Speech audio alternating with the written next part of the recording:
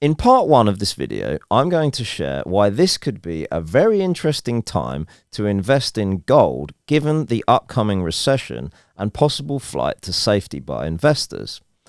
And if we do want to gain exposure to the gold price, what is the best choice of different investment products from a whole list of everything from physical gold bullion all the way to gold futures, contracts for difference, and even crypto tokens?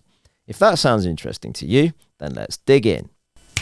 Like I'm on my tiptoes, baby. You think a little too small. I got big goals, baby. Hey, where the money at? Look, I just need the info. Pronto, I go and get it and split it with my kinfolk daily. And I'm the type of... So to start off with, let's jump into the charts and see what's been happening in previous recessions with the gold price. So you can see I've plotted here the gold price in orange. The blue line is the S&P 500 and the yellow line is the Fed funds interest rate. Now, you can see that during previous recessions, after the Fed had pivoted, we often get a dump in stocks after the Fed pivot too late. And interestingly, you see a corresponding rise in gold prices as people dump their stocks and move their money into safe assets like gold. We saw this again in 2008, even more pronounced. There's the Fed pivot after the max pain point, a big dump in stocks, and here's the move up in gold. And if we look in terms of how much it went up on a percentage basis, that was around 148% price increase in the price of gold. So this is very interesting. Now, if we drill in a bit tighter into the gold price, you can see since around March, the gold price has come down from around $2,000 and it's currently had a bounce off around $1,600 here. Now we're getting higher highs and higher lows. And this area in white was a key area of resistance on the way up, which has now flipped to support. So, moving forward, this could be something very interesting to watch. And if we see the price come down to retest this support area, we may get a very nice bounce up as we progress into the depths of the coming recession. So, the opportunity could be there, but you may be thinking, what's the best way to gain exposure to the gold price? So let's jump over to the whiteboard and I'm going to share a summary of all the different possible options and what I think is the most efficient way to do this. So to choose the best way to invest in gold, I've created this summary table which maps out the top 8 different investment products which give you exposure to the gold price assessed by this various different criteria. So if we take jewellery as a first example, the costs of buying jewellery are actually quite high because of the markup from the retailer, and also when you come to sell it, the second-hand value, resale value can be questionable. So costs for jewellery are high. In terms of liquidity, once you've bought jewellery, generally it's fairly illiquid. It's not that easy to sell it, depends on people's tastes. So liquidity is low.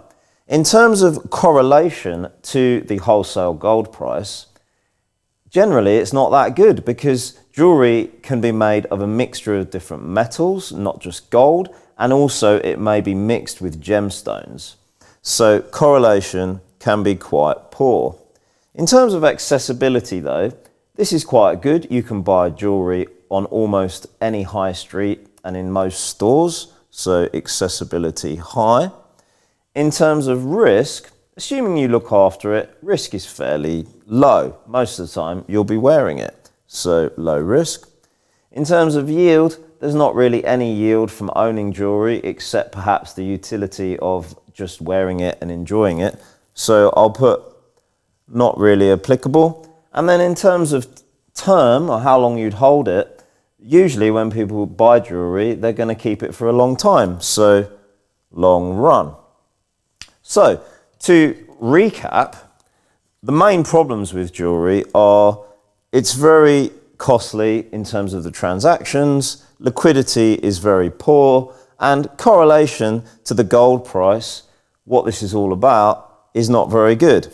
So that's why I've ranked just normal jewellery in last place at number 8. So if we apply this and move through the list, the next product is gold bullion or gold coins. Both very similar. You're just owning physical gold. So costs here again are very high because you have to pay to insure if you buy a gold bullion, it's worth a lot of money. And also you have to pay for the storage in a bank vault, or you might have to buy a safe for your own home. So costs are high. Liquidity, again, not very good. It's not that easy to buy and sell, particularly the bullion.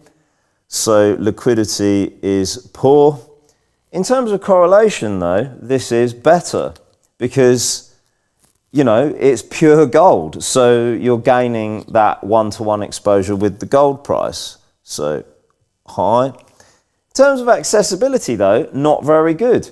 In order to be able to buy bullion or even gold coins, you do need to learn about it. You need to do your research. You need to make sure you buy it from a reputable source, or you can get completely ripped off and lose a lot of money. So accessibility low. In terms of risk, well, risk of theft is much higher because it's a concentrated amount and you've got to self-custody this. But if you put it in a vault, then that's reduced. So I would say risk is low to medium. In terms of yield, there's no yield at all. It's just a lump of gold that sits there. So no yield.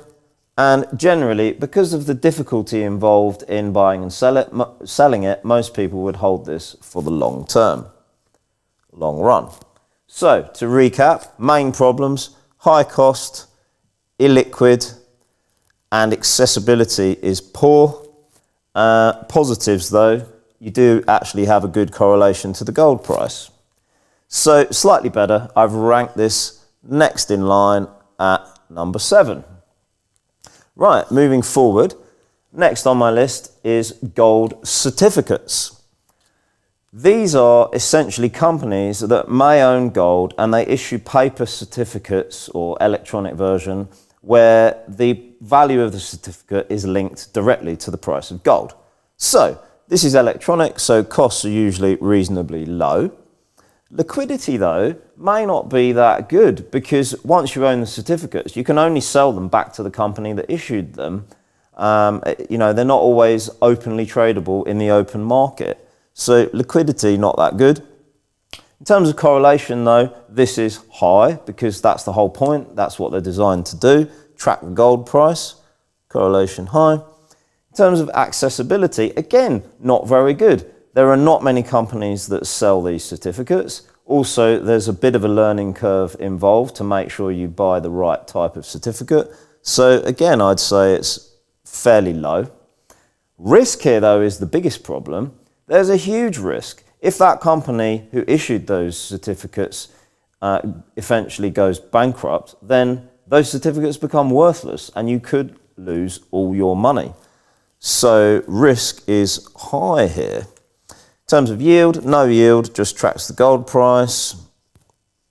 And term, again, usually people hold these for the long run. So to recap certificates, main problems are that high risk of counterparty default, low accessibility and low liquidity. But there are some pluses here. We do get the decent correlation to the gold price and costs are lower.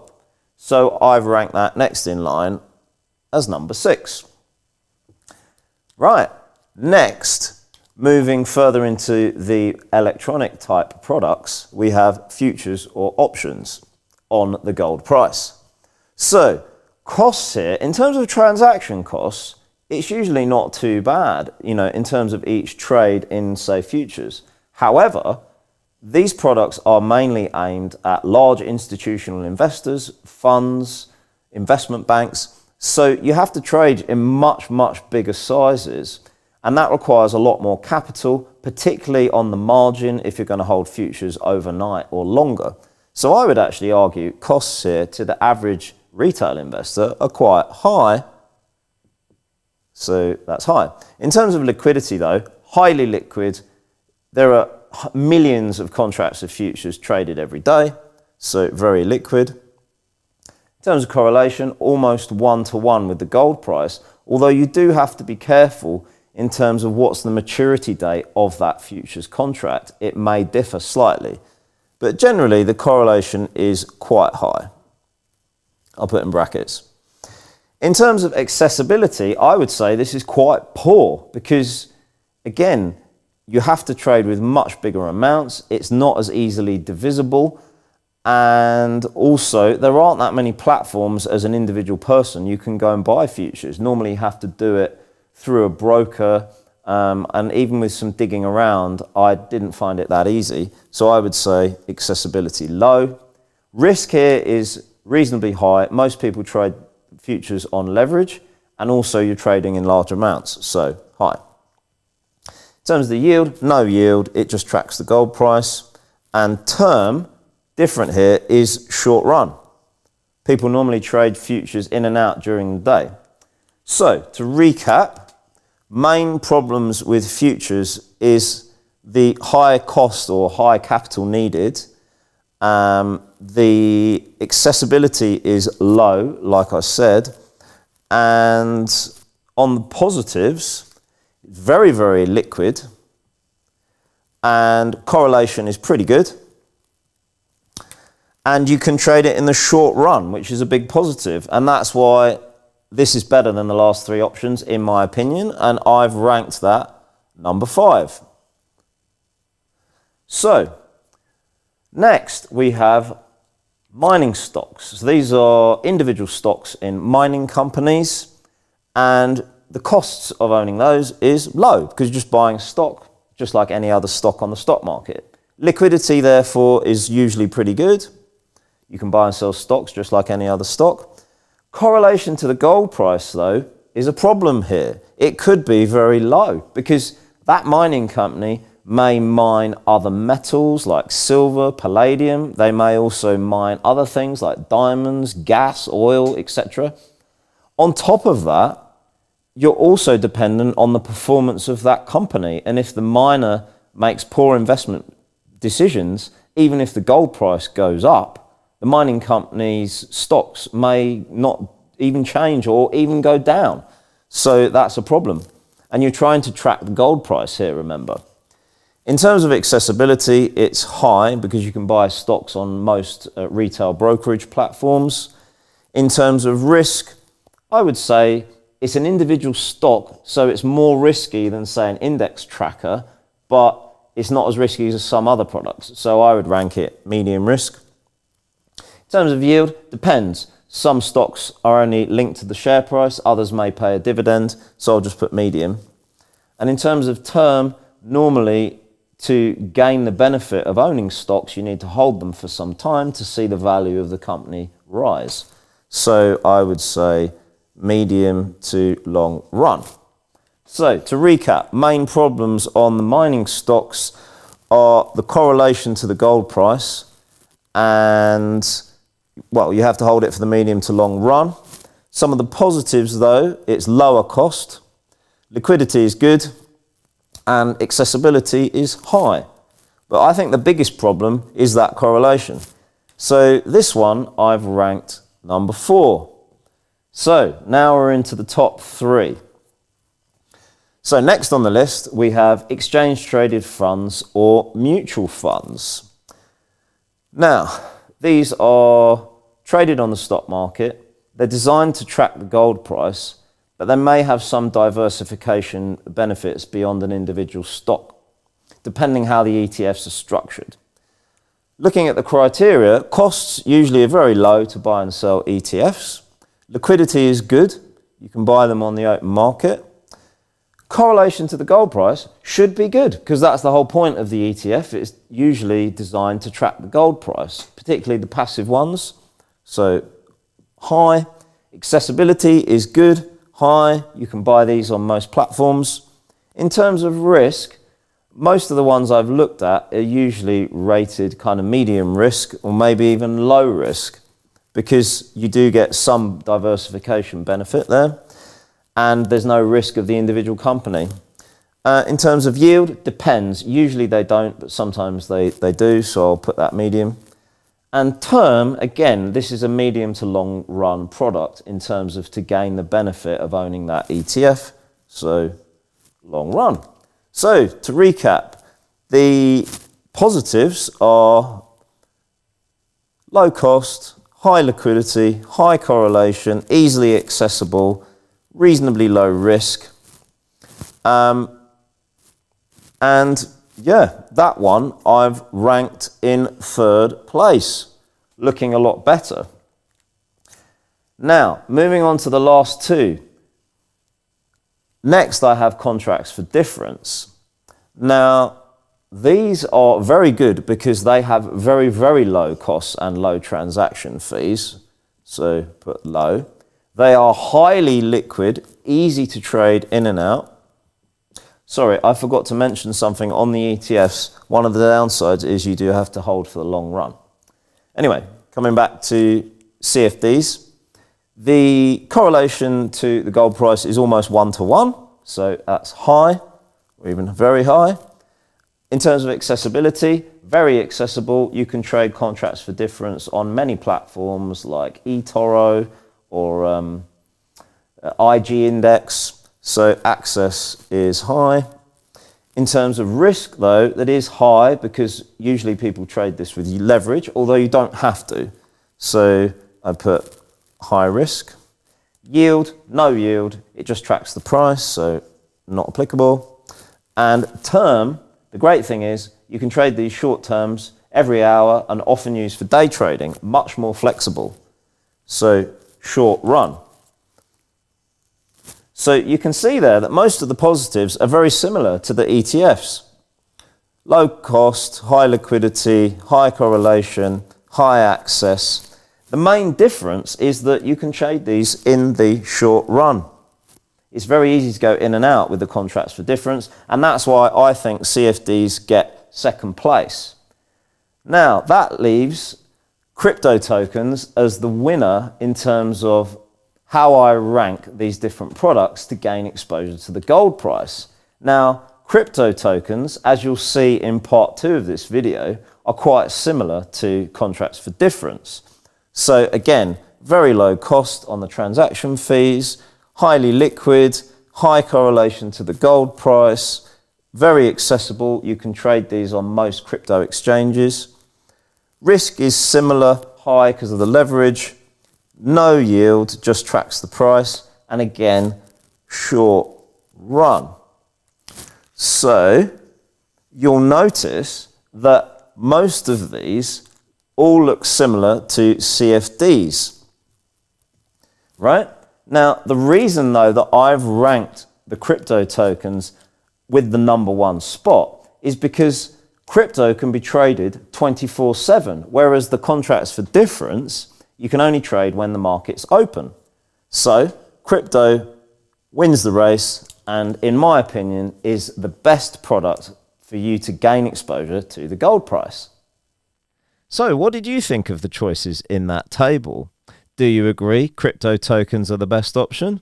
Or are you looking for something more long-term like ETFs? Or maybe you just like to hold physical gold coins? Love to hear what you think. Share your comments down below and any suggestions of other ones I hadn't thought of. Love to hear that.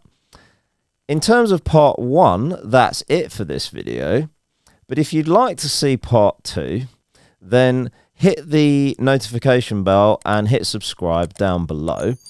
I'm going to be doing a live walkthrough of the top 3 choices, so ETFs, contracts for difference, and crypto, and showing you with my own portfolio a step-by-step guide how to actually buy those products so that you can gain exposure to the gold price, potentially for some nice profits as we go into this recession, and protect your money from inflation. So if that sounds interesting to you, I'll see you in part 2. Otherwise, thanks for watching and have a great day. Cheers. I ain't surprised at all. Seen them rise and fall. Went up the mountain, it wasn't hard to climb at all. At the top, I found some relief. I finally got some peace. Carry on, but please don't mess up the moon.